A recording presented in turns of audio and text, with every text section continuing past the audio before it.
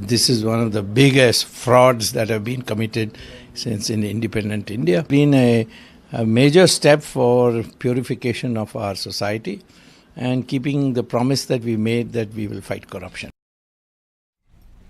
Right, so you look at the BJP reaction coming in. The Congress party, of course, crying political vendetta in this entire case. But the larger question that many will ask is that has CBI in any way followed any of the procedures, or not followed rather any of the procedures in this matter? Hasn't it gone about this investigation in a professional manner? For more on this, I have with me Member of Parliament from the Rajya Sabha, belong to the BJP, Subramanian Swamy. Thank you so much, sir, for joining us on the broadcast today. My first question to you, Mr. Swamy, your reaction to the CBI's action today naming former Finance Minister P.Chidambaram in its charge sheet?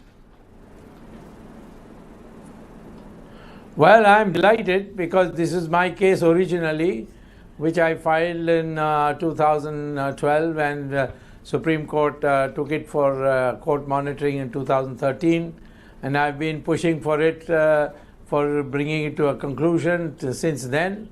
And I'm happy that thanks to the fine officers at the top of the rung in the CBI and the Enforcement Directorate, we have come to this stage where prosecution can begin formally after the charge sheet has been filed.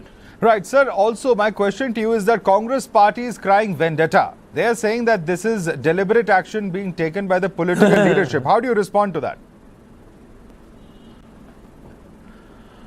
Well, it's so stale that I've heard it so often that right up to Tihar jail, they will go on saying only that. That is, it's vendetta, it is this, it is that.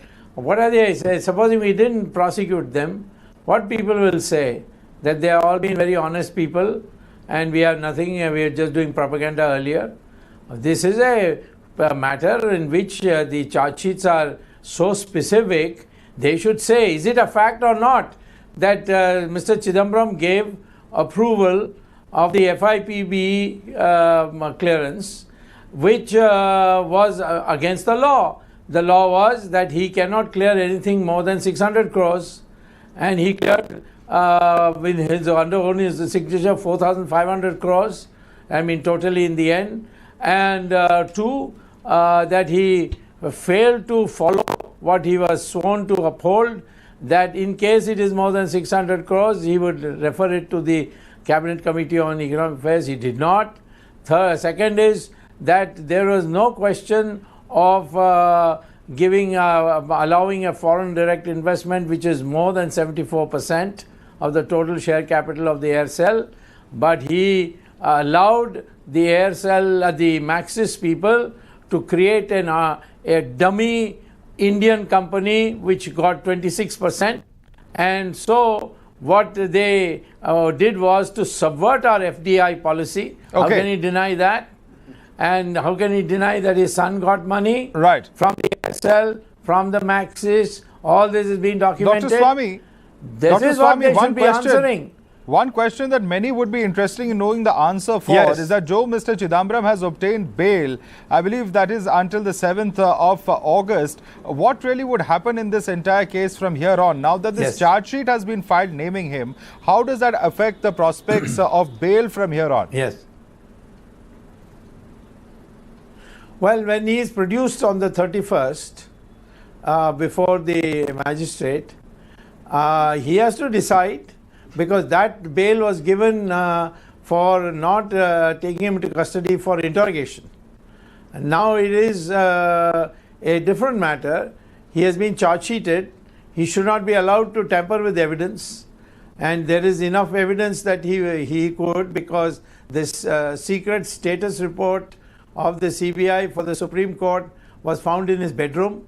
Right. And in a raid that was carried out. Right. And so lastly, then he had put agents Yes. Yes. Lastly, sir, my question to you is that this is not about this entire case in itself, because FIPB clearances are something that are also being probed as far as the entire INX media deal is concerned. So it's not just about this case. Being charge sheeted in this entire case also has implications as far as other cases are concerned. Certainly in the Air Asia matter also, he is investigation, and the charge sheet is to go follow very soon. Okay. So there are about 16 FIPB approvals that Mr. Chidambaram gave which were illegal. All right. Dr. Subramanian Swamy, thank you so much for joining us this evening on the broadcast. We certainly will keep following up as far as this developing story is concerned. Thank you so much for joining us on the show tonight.